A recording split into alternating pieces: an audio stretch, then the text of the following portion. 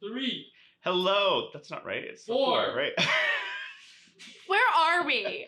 Who are we? What are we? How are we? Why are we? Just waiting for the ghost to Meryl? knock on the door and say Meryl's something. back! Call the street!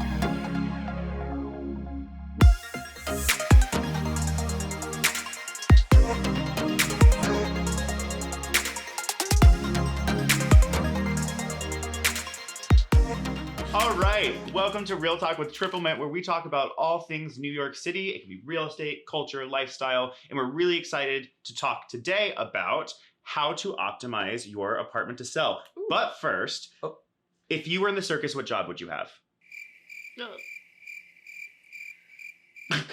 I would do like the Cirque du Soleil route, and I would be one You'd of those... be the elephant. Well, duh. I would be the one that's like those trampoline people, the ones who like jump from like the it looks like the cutout of like a New York City building. They like pop out of the windows and then hit a trampoline and then jump back in the window. I'd want to do that one. B&E, breaking and entering. Story of my life. I hate heights, but hashtag conquer your fears. I think I would do the trapeze. Oh. I really want to, if anybody wants to gift me a little session at, what's it? Chelsea Piers. Yes, He yes. takes gymnastics there. I do. What? Yes, Like, adult really? gymnastics. Oh. Why am I looking at the camera and not y'all when I'm talking to you? That's like adult recorder lessons. All right, mine would be, I'd be the bearded lady, but the bearded lady who took over the circus and is now the ringleader. Oh. Yeah. I can see that. Totally. Do you guys have any unique listings you've ever seen? Like super unique, Oh. kind of weird. I have one in mind, so I'll start and then you can jump in. That's so nice. I saw a listing back in like 2013 on Riverside Drive, and it was nicknamed a Barbie listing because everything was painted Barbie pink, including the ceilings. Isn't that crazy? All of it was pink. It was Kinda all think pink. so. Mattel anywhere? Mattel was not anywhere, no. I was singing that little precious song, I'm a Barbie girl. Have you guys ever heard of the building, the X-Lax building? No. Well, okay. What does it mean? What does it mean? What does it mean? So there is a Is that here building. in New York? It's in Brooklyn. Yes, it's in Brooklyn. It's in Of course it Brooklyn. is. It's in Brooklyn. Yes. So there is a building in Brooklyn called the X-Lax building. That's because it used to be the X-Lax factory. It's where they produced that good old medicine, the X-Lax. Yeah. But it's a very cool listing because the factory itself, they have 14-foot ceilings. I actually just saw a listing there like 2 weeks ago, and Nice. it's each individual property is so different within the building, but it's also super customizable because it's just these massive windows, and you kind of have to have a sense of humor to live there because they 100%. do still have all of the old X-Lax marketing That's so nice, though. in the hallways. Is it a co-op or a condo? It is a co-op. So hard to get in, but easy to get out. Now we know.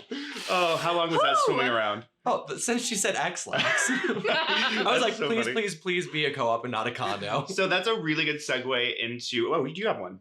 Into mine. Into Josh's. What me? I actually never got to see this listing. I was really upset, but it was marketed for a short amount of time, and it was on First and First, and it was a 2-story duplex, which to anyone's like, great, cool, who cares? But this 2-story duplex I don't also think had you a need to say guest. two-story and duplex. You're right. This duplex apartment, 3-bedroom, 2.5 bath, unit had a guest cottage on the roof. Oh. So you're the penthouse duplex is what I was trying to say. The penthouse duplex with a guest cottage on the roof. There's like multiple in New York City houses on a roof that people don't know about. One's on like Greenwich and 13th or something.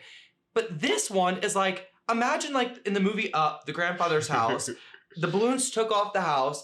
Somebody, that little Boy Scout, like used this little thing and popped down the balloons, and then the house fell onto the building next door. Talk That about is a what this looks mother-in-law like. suite. I was just about to say it's a I great think place to so. go shove your mother-in-law. Yeah, it was like On a the sensible roof. 22 by 11 guest room too. So like honestly decent. Don't shove your mother-in-law.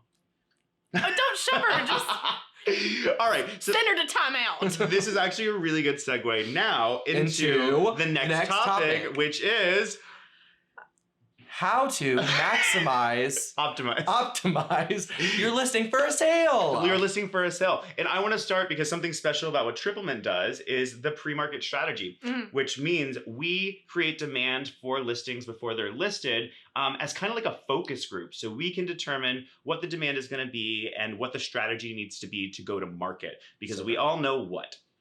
It is a buyer's market. I don't know if that's what you were about to say. That isn't it, but that's true. So we all know that the longer a listing sits in the market, the more people want a deduction. Yeah, the higher the listing discount. So if we can create that demand beforehand, that's awesome. What advice do you guys have for potential sellers to list their apartment in a buyer's market? Okay. Do you mind if I go first? Oh my God, please. Thank you so much. I would say neutralize your space to maximize the amount of people who want to buy it. No Barbie paint? No Barbie paint. If there's Barbie pink paint, paint it white. Keep it open, keep it bright, keep it clean. People want to walk into this home and they want to see it for the first time during an open house, and you want to have multiple demographics being able to see themselves in this home. It is so hard to see yourself in an apartment that is so specifically already somebody else's. Yeah. So sometimes we're very emotional about it's our home. We want to obviously enjoy as much as possible. But if you're already looking to sell, I would start decluttering. I would start seeing what kind of furniture maybe we can take out, put into a storage unit, and kind of have a space that seems cleaner, more open, and more spacious. Because no one is looking for a dungeness, small apartment. Right, but you don't want to strip everything away. No, right? Character is like, I want to see that somebody lived here. It's enjoyable to know that there was a vibe. Homey. Yeah. What about you, Ashley? A lot of people, because I'm also a licensed contractor, a lot of people ask me like, oh, I've been planning to renovate the insert room here before selling. And honestly, in this market, I don't suggest it unless there's something like fundamentally wrong with the space that would then like create a reason why it couldn't sell. Right. But I would say if you're gonna do a renovation, do it like 2 years before you're planning on selling. Enjoy that space a little bit. But the main thing is when you are going to sell, like, spruce it up. So there are easy things that you can do, like an easy regrout of a bathroom, which is literally just wax on, wax off. Right. Does a ton. It will give the space a little bit more light in the bathroom. Like you actually like remove all of that grime and that disgustingness. Right. A nice fresh coat of paint does wonders. Also, a very easy thing, change out your lighting. Yeah. Go buy some lighting from Amazon. Some of those light fixtures you can get for under $100. Change them out, install some new ones, let it go with the sale, because at that point you're only gonna lose like $100 on each fixture, so maybe $400. But it's gonna give like some really cute character, and it's something that people walk in, and lighting does wonders for any space. That's really good advice, especially the lighting, because we hear from clients all the time, everybody's looking for light. And if whatever you can do in a space, whatever you can do in a space to lighten the space up is gonna help. So we're gonna end this episode with something new, which is listing of the week. Ooh! Ooh! And our listing of the week is represented by our star agents, Charlie and Rodica. And that is cheers, Charlie. Cheers, Rodica. Cheers.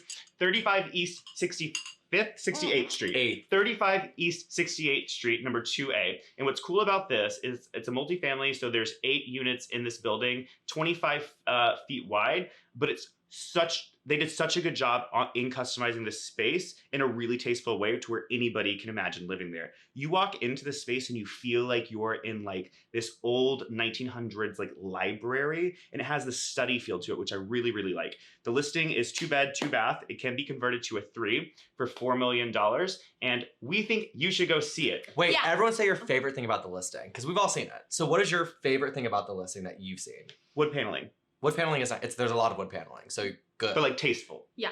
The stained glass windows. Stained glass windows is mine too. Yes. They're Tiffany and Company stained glass windows. So cool. Who has that? So cool, so Tiffany beautiful. Company, probably. Everybody, reach out if you want to see the listing. Email realtalk@triplemint.com. Go to our Instagram page, like, follow, share, comment, do all of the things. This was Real Talk with Triplemint. I am Austin Christopher Bradley. I'm Ashley Robertson. And I'm Joshua Juno. We will see you next week. Bye. Ciao.